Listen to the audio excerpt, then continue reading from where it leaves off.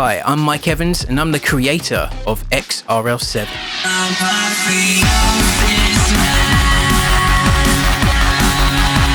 X-RL7 is a unique cyberpunk animated pixel art web series and also a music project centered around a fictional band of the same name in their trials and tribulations in the music industry while living in a dystopian cyberpunk world. It's a mix of comedy. I'll have to sneak into his club using stealth and persuasion.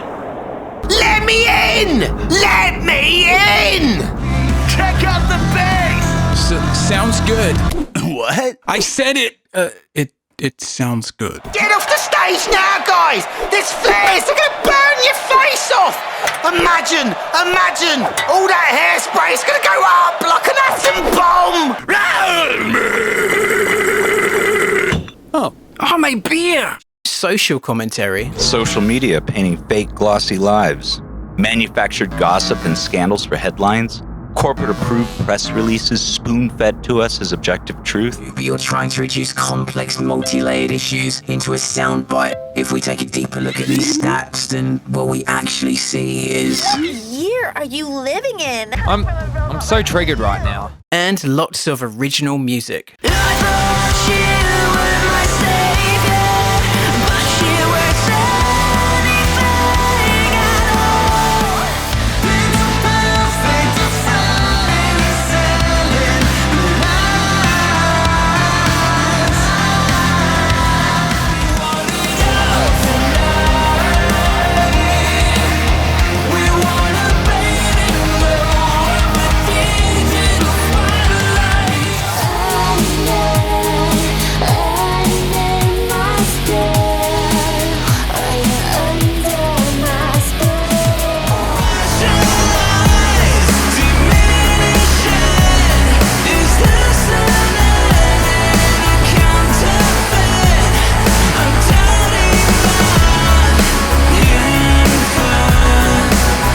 The show features appearances from many awesome artists from the alternative music community. Talented musicians such as Blue Starly, Andy Sizek of Monument, Daniel Graves of Aesthetic Perfection, Lauren Babick, Nyx, Ted Phillips of Imperative Reaction, Craig Owens of Giodos, Rob Kersey of Psychostick, just to name a few. So on that note, let's take a look at some of the central characters of the show. This here's Omega.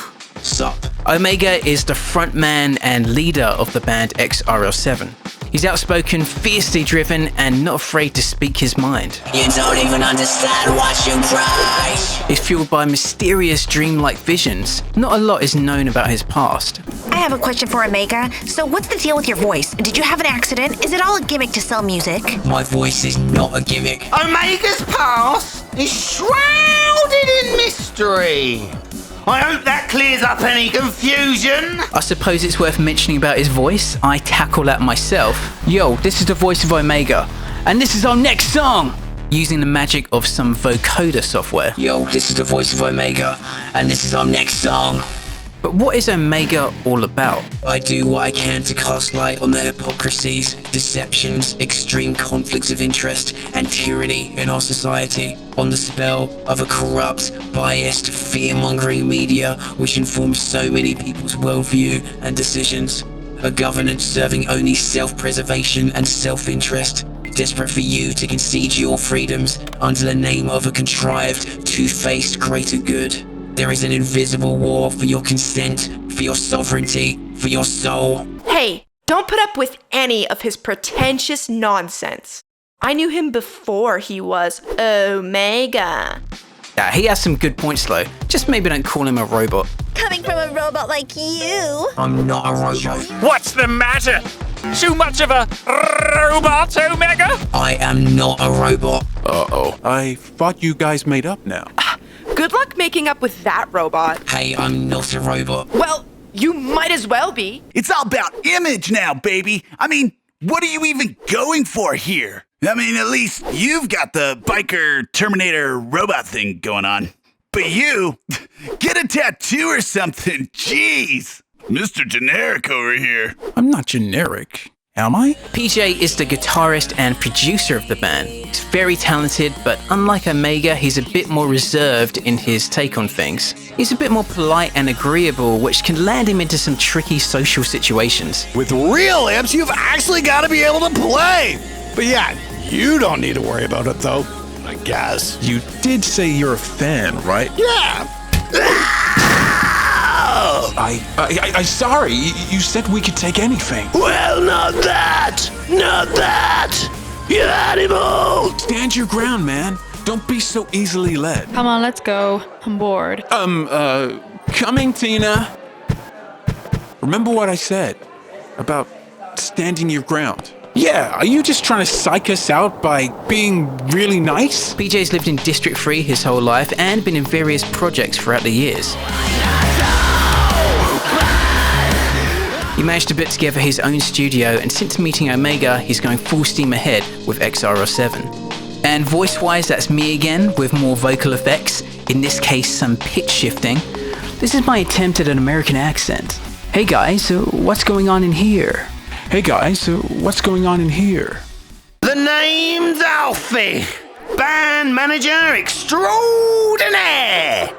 Hi, I'm Alan Rogers. I play Alfie Kukowski in the YouTube series X-RL7. Now, Missy, if we're talking business, you need to talk to me. Now, Alfie's character is very flamboyant and over the top, as he is the band manager of X-RL7. And I didn't enjoy any of it. The sex, the drugs. Well, the sex was good. And the drugs certainly at their moment. He wasn't always the band manager of X-RL7 in the series. As the series progresses, you find out that he actually used to be the band manager of the biggest band in District 3, Cyanide 6. But due to circumstances out of his control, but not, he partied a little too hard and became an absolute liability to the band, and got usurped by his enemy band manager, Razor. We've decided that Razor will step in for the rest of the tour. Bonsoir. You set me up. It was you all along, you Judas. Who you will find out more about in the series, but he absolutely hates him. Razor! What you did to me, karma's coming! Oh, get over it, Alfie. It's just business. So his story is very much of a fall from grace, and in finding X-RL7 in a bar, pleading with them to be their band manager. No! Wait, please. He then becomes their manager. Yes! You won't regret this. Stick with me, fellas. We're gonna do something very, very special indeed. It's very much a redemption story for Alfie, and there's plenty of intrigue and funny business going on with his character throughout the series. And I was with my personal trainer at the time. He was working me very hard. Huh, random. Coming up with the voice, it was very much a case of he's very over the top. The name's Alfie, band manager extraordinaire. Band dropped out under mysterious circumstances. But that's nothing to worry about, I'm sure. Calm down there, butt boy. See, I told you I'd put you boys on the map. I was one of the best in the industry. And I threw it all away. You found the sound you're looking for. I'm really excited. Oh my God! This is it! There's a lot of innuendo in his voice, and the pitch of his voice is crazy at sometimes. What? Did he proposition you? Don't listen to him. He's a selfish lover. Encompassing Alfie's voice will lead to a lot of ad-lib at times. Razor spread lies about me through the industry, just like he spreads his legs. And just makes Alfie's character such a unique character. in the series. It's 50-50. Some people dislike him, some people absolutely love him. Some of the people that dislike him at the start then get to like him once they find more out about him. But yeah, it's such a joy voicing the character, and hopefully I can carry on doing it for quite a while. X-RL7. And of course, every good protagonist needs a good antagonist, and oh boy, do we have one. So you want the prize? If you Hello, my name's Mikey. I'm the singer for Alter Red, and I also voice the Duke in XRL7. Oh, thank you. Aren't you all so kind? Yes, I know. I am pretty great. The Duke is a former major superstar, like a 70s rock star who's now become this music industry mogul. A legend in his day, but he's now become this shady, manipulative, power-hungry, occult type figure. But it's just business, you see. There is no grand conspiracy here. Trust me. I mean, Gatekeeper gives away who he thinks he is, gives away an awful lot about the character. Oh, he can be gracious. He can put your name in lights that shine so bright, build you up, creators. He can make all So whose idea was the Duke? Was he based on somebody specific? So the Duke's Mike Evans' idea. I think he's based on all of those 70s and 80s superstars, the larger-than-life characters that we know, like Freddie Mercury, Elton John, Pink Floyd, Michael Jackson, but of course mainly David Bowie. Yes, I've been focusing on the label and other business ventures these past few years. Now, that old itch is coming back, and I'd like to scratch it. Someone who's a great showman, he's charismatic, he's mysterious with his occult leanings, but he also has this business persona that's sort of maniacal, supervillain type energy. I always get what I want, for I am the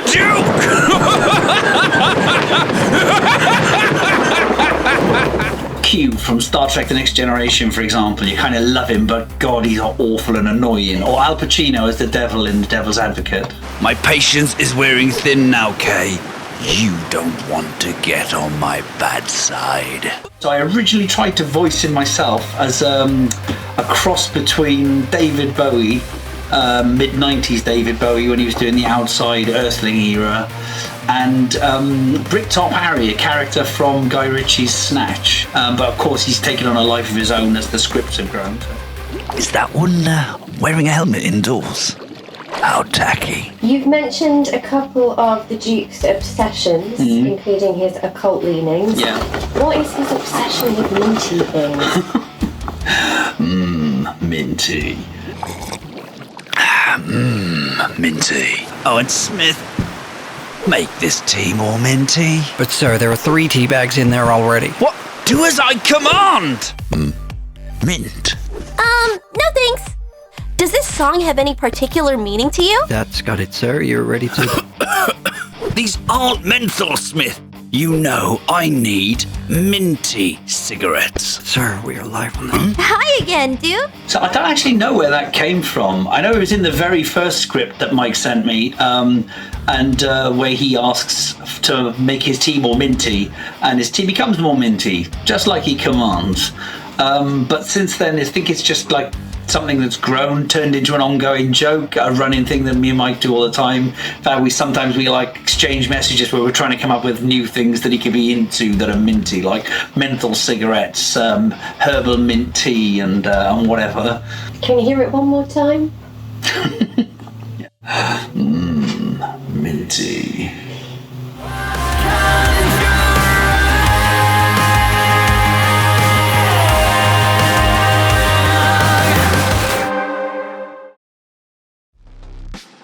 What's up, everyone? I'm Lee. You'll find me dotted all over the X-RL7 landscape, voicing characters such as the nerdy activist in some of the early episodes, campaigning for change with all his friends, for better or worse. Yeah, we're gonna be at every single show on this tour, telling people the truth about you guys. Ortiz of the band Cyanide 6, guitar lover and Latin punk. Hey, I like what I like. And various other noises, shouts, yells, bleeps, more on that in a later episode. And also backing vocals on one of the two of the songs as well.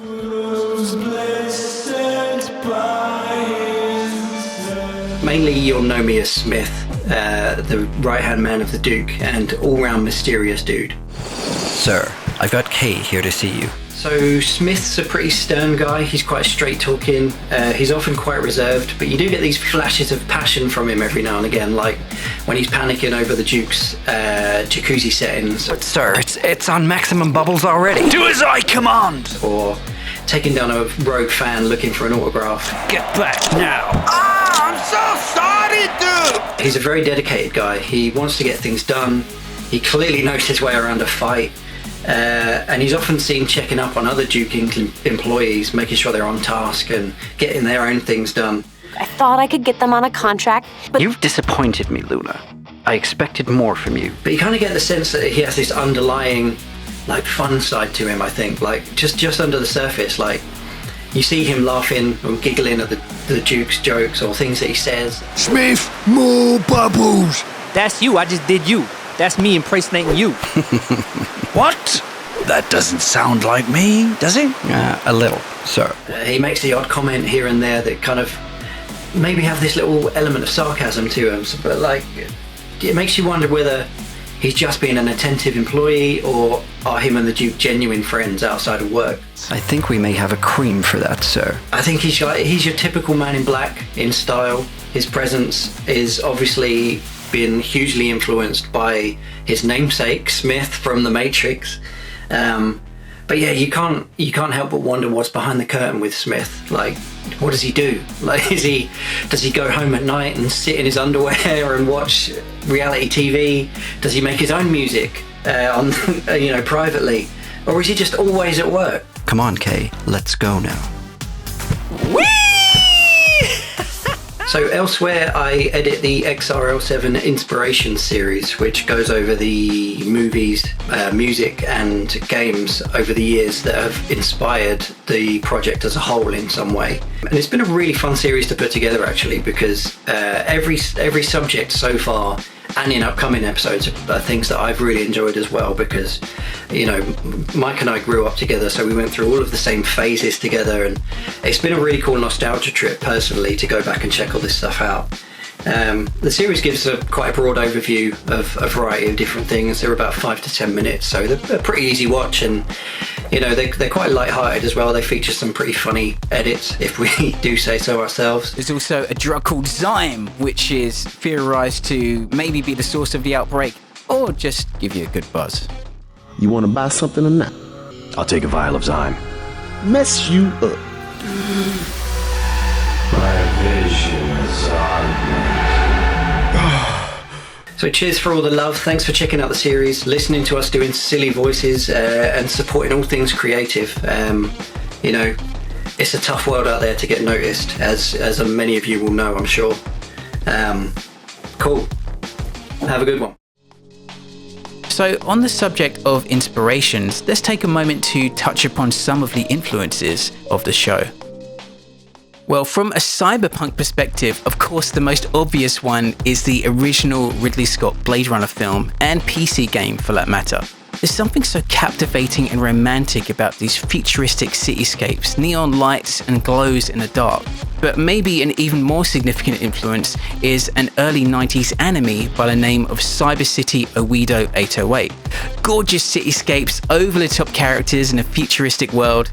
I used to write comics inspired by this when I was growing up, or games such as 2000's Deus Ex with its themes of technology, conspiracies and propaganda, or Beneath the Steel Sky with its themes of class division and AI. Before Hideo Kojima made the breakout Metal Gear Solid, also an influence, he made Snatcher, which was a mix of Blade Runner, Invasion of the Body Snatchers, Terminator, all sorts of Western media, but with a Japanese perspective. All these different forms of art swirled round and definitely played a part in what X-RL7 would become. The pixel art was inspired by a multitude of games from the 90s, largely point-and-click adventure games, which I grew up on. My dad had an Atari STE, I had an Amiga 500 and eventually a PC and so on. As well as the nostalgic element of pixel art, there's something magical about that art style where your imagination fills in the blanks and projects life onto the scene. And X-RL7 actually started as a game, an homage to the point-and-click adventures I loved and grew up on, but with a cyberpunk musical spin. However, long story short, I put this to the side because of the workload, started an animation project on a channel called Project Anything with Leon Rogers, then picked up X-RL7 again a year or so later, but repurposed it as an animated show. Here we are! And as for the music, well, I come from a musical family in that my dad was in a band called Albert Monk in the 70s, who played with all sorts of great names in the scene. And later in the 90s, he composed music for film and TV. As for myself, I picked up a guitar in the year 2000 and have been in many projects through the years, the most significant being an alternative metal band called Broken Butterfly X, and an electronic rock project called Mixie One, which I've been in since 2010 with Lee. Don't break apart, don't break apart. This is not goodbye. With all this experience, starting X-RL7, I had a lot to draw upon musically and found it very liberating to write music as different characters, making lyrical and musical choices I may not have made in other projects. And how does the show get made? What's the process? Ow! Well, there's lots of elements. Not to mention making the behind-the-scenes series, X-RL7 Backstage, lyric videos, communicating with the artists that are involved, and chasing for files sometimes. But some of my tasks to complete an episode are writing the script. This is usually the fastest part of the process. Of course, I go over it a few times and usually tweak and overanalyze, but usually it flows out pretty comfortably. I'll send that out to voice actors, and once the voice parts are in, I'll edit those, comping together the best takes. Oh! Then there's drawing and animating. This is easily the most time-consuming task of them all. Making backgrounds, drawing characters, and animating all the dialogue, all the lip sync, all the subtle movements throughout. It's just a fact with animation that it can take hours for just a few seconds of what you see on screen. We have a video called X-RL7 Backstage Animation, which goes into more detail if you're interested in learning a bit more about that process. Once a scene is exported, there's editing, adding sound effects and some extra post effects. And the music, and usually before animation begins, there's a song written. I write 99% of the X-RL7 songs from an acoustic guitar. Then I transpose that to the digital world, track guide vocals, I just wanted to heal the ones that smoke and steals and overdose of emotion. I just wanted to heal the wounds of smoke and steals and overdose of. and often, but not always, I will approach artists who are more proficient in sound design than myself to add some extra synth elements to give more ear candy to the track. Push boundaries, not buttons! When the featured vocalist sends in their interpretation of the vocals, sometimes there'll be some editing required. Sounds like a lot of editing there. Then it's all stemmed out and shipped off to a mixer. And after a few notes back and forth, the song is ready to release. And from this, a new episode comes together. Personally, X-RL7 is a labor of love, but the ultimate creative outlet. The show involves lots of amazing artists. We've got a really awesome community of viewers who enjoy the show, some who have done some really fantastic fan art for the characters.